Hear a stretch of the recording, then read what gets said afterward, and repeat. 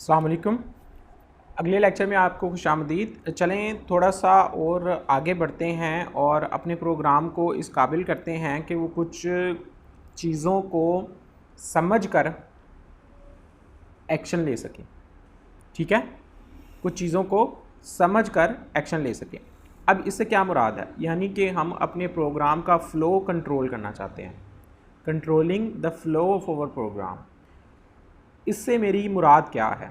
आप देखें अभी तक जो हम प्रोग्राम लिख रहे हैं वो सिक्वेंशियल एग्जीक्यूशन उसकी हो रही है। ओके, सबसे पहले मैं मेन में प्रोग्राम एंटर होगा।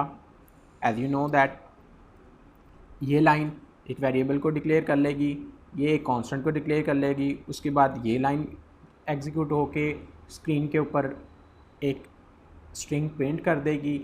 ये लाइन वेट करेगी जब तक यूज़र इनपुट नहीं करता, और उसके बाद ये लाइन एक स्टेटमेंट स्क्रीन पे प्रिंट कर देगी। ये एक सिक्वेंशियल फ़्लो चल रहा है प्रोग्राम का, यानी कि line by line by line. Let's say कि हम प्रोग्राम का फ़्लो कंट्रोल करना चाहते हैं। कहने का मकसद ये है कि हमारी किसी ख़ास शर्त पर, हमारी किसी ख़ास कंडीशन पर प्रोग्राम की एक लाइन की बजाय कोई और लाइन चले। ठीक है, कहने का मकसद ये है कि अगर तो लेट्स से हम एक सिनेरियो बिल्ड करते हैं कि अगर तो यूज़र ने जो नंबर एंटर किया है वो लेट्स से कि 40 है, यानी जो हमने कांस्टेंट वैल्यू रखी हुई है, ठीक है, 40 है। इस 40 से अगर तो यूज़र का एंटर करदा नंबर इस 40 से ज़्यादा है तो हम कहेंगे कि जनाब बराए मेहरबानी नंबर छोटा एंटर करो। ठीक है, यानी 40 से कम का नंबर एंटर करना था, आपने 40 से ज़्यादा का नंबर एंटर कर दिया है। ठीक है, लेट्स से हमने ऐसा करना है।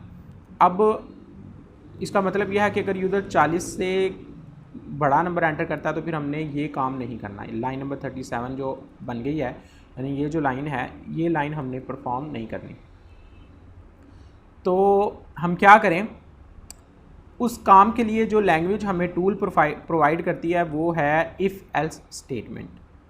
ठीक है, वो क्या चीज़ है, इफ़ एल्स स्टेटमेंट, यानी कि आप प्रोग्राम का फ़्लो कंट्रोल कर सकते हैं using if else statement. If else statement के लिए हम क्या करते हैं, इफ़ इस तरह से इफ़ का कीवर्ड इस्तेमाल करते हैं, उसके बाद पैरेंथेसिस में अपनी कंडीशन लिखते हैं। ये कंडीशन बूलियन कंडीशन होनी चाहिए। बूलियन अलजबरा लाजमी तौर पे आप जानते होंगे, जो कि बाइनरी परफॉर्म्ड है, यानी 0 या 1 जिसका आउटपुट होती है।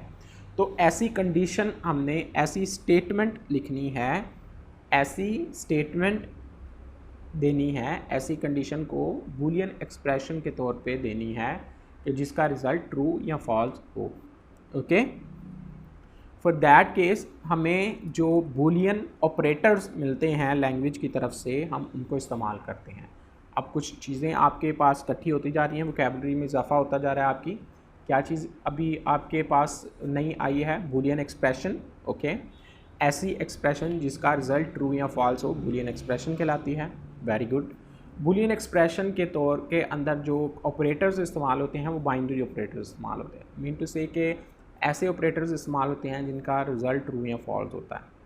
ठीक है, मतलब आपके कंडीशनल ऑपरेटर्स होते हैं वो कौन कौन से हैं, वो है जी डबल इक्वल टू, ये बताता है कि आया दो वेरिएबल्स के अंदर जो वैल्यू पड़ी है वो बराबर है कि नहीं। इसके अलावा ग्रेटर देन, ये बताता है कि ये नम का वेरिएबल ग्रेटर है 40 के। ठीक है, यहाँ कोई भी आप इधर कांस्टेंट लिख सकते हैं, वेरिएबल लिख सकते हैं, दो वेरिएबल को कंपेयर करता है, और अगर तो ये लेफ़्ट हैंड साइड वाला जो वेरिएबल है वो ग्रेटर हो राइट हैंड साइड के तो ट्रू रिटर्न करेगा, अदरवाइज फॉल्स। ओके, इसी तरह से लेस देन का ऑपरेटर है, ये इसके रिवर्स परफॉर्म करेगा। तो हमने क्या करना है, ग्रेटर दैन 40, तो हमने कहना है जनाब कि बराए मेहरबानी आप क्या करें, नंबर जो है वो बड़ा एंटर छोटा एंटर करें, cout please enter number which is less than 40, less than और इक्वल टू 40। ओके, इसी तरह से आपको जान गए होंगे ग्रेटर देन इक्वल टू का ऑपरेटर है, यानी या तो 40 से बड़ा हो या 40 के बराबर हो। इसी तरह से लेस देन इक्वल टू का ऑपरेटर है, यानी कि या तो 40 हो या 40 के बराबर हो, ठीक है। और डबल इक्वल टू का इस तरह से ऑपरेटर है। तो ये कुछ कंपैरिजन ऑपरेटर्स हैं जो कि कंपेयर करते हैं दो चीज़ों को। और एल्स की कंडीशन में, एल्स की कंडीशन क्या करती है कि अगर तो एल्स की कंडीशन लगाएंगे तो अगर तो इफ़ की कंडीशन फॉल्स हो जाए तो एल्स की बॉडी चलती है, और अगर इफ़ की कंडीशन ट्रू हो जाए तो एल्स नहीं चलता। यानी इन दोनों में से एक चीज़ चलती है। यानी आपने फ़्लो बना दिया, जैसे पानी का फ़्लो होता है ना जी, आप पाइप लगा दें दो, तो या तो पानी इधर जाए या इधर जाए, आप फ़्लो बनाते हैं पानी को बांटने के लिए कि इस कमरे में भी पानी जाए, इस कमरे में भी पानी जाए, या एक तरफ का पाइप बंद कर देते हैं कि इसमें ना जाए इसमें जाए। तो जैसे फ़्लो कंट्रोल करते हैं इस तरह प्रोग्राम का फ़्लो कंट्रोल कर रहे हैं। यानी हमने कंडीशन बनाई है कि अगर तो नंबर 40 से बड़ा होगा तो हमारी जो मेन प्रोग्राम की लाइन है वो नहीं चलेगी, यानी कि जो कांस्टेंट वैल्यू है वो ऐड होकर प्रिंट नहीं होगी, बल्कि यूज़र को एक प्रॉम्प्ट की जाएगी कि आपने वैल्यू छोटी एंटर करनी थी। तो हमने बेसिकली फ़्लो डिसाइड कर लिया कि यहाँ नहीं यहाँ जाना था। तो उसके लिए इफ़ एल्स स्टेटमेंट्स जो हमारी बूलियन एक्सप्रेशन है जो कि रिज़ल्ट ट्रू या फॉल्स में देती है, उसके अंदर हमने ऑपरेटर्स इस्तेमाल किए, greater than, less than, equal, double equal to के साथ आते हैं, यानी कि जो ऑपरेटर लगता है।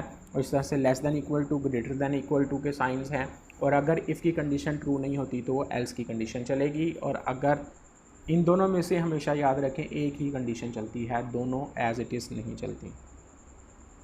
आप एल्स के बाद एक और इफ़ की कंडीशन भी ऐड कर सकते हैं, इसको एल्स इफ़ कहते हैं, ये नेस्टेड इफ एल्स कहलाती है, या आप सिंपल एल्स की कंडीशन दे सकते हैं, ठीक है। तो बेसिकली ये एक इफ़ एल्स की कंडीशन जो है वो प्रोग्राम के फ़्लो को कंट्रोल करती है। लेट्स इसको कंपाइल और रन करते हैं। तो बेसिकली इसके अंदर आपको एरर आ रहा है, ये एरर आपने ध्यान में रखना है, आपको आइडेंटिफाई कर लेना चाहिए कि एरर कौन सा है। देखें ये आपको बता भी रहा है expected colon before this token. अच्छा, अब याद रखें कि सेमी कॉलन का एरर जब भी आएगा वो उससे ऊपर वाली लाइन में होगा, यानी कि जिस लाइन में एरर शो कर रहा है इस लाइन में सेमी कॉलन का एरर नहीं है, बल्कि इससे ऊपर है लाइन में है, ठीक है। यहाँ आपने सेमी कॉलन ऐड करना है। तो इस तरह से मैंने आपको पिछले लेक्चर में भी बताया था कि आप कोशिश करें कि खुद से इसको लिखें ताकि आप इसको गलतियां करें, गलतियां करने से घबराएं नहीं, परेशान ना हो, बल्कि उस गलतियों को जाने, पहचानें और उसको दूर करने की कोशिश करें, ठीक है। दोबारा इसको कंपाइल एंड रन करते हैं। Please enter a number, let's say मैं 50 एंटर करता हूं, तो उसने कहा जी please enter number which is less than 40, ठीक है। उसने देखें कांस्टेंट वैल्यू को ऐड करके उसको प्रिंट नहीं किया। दोबारा मैं इसको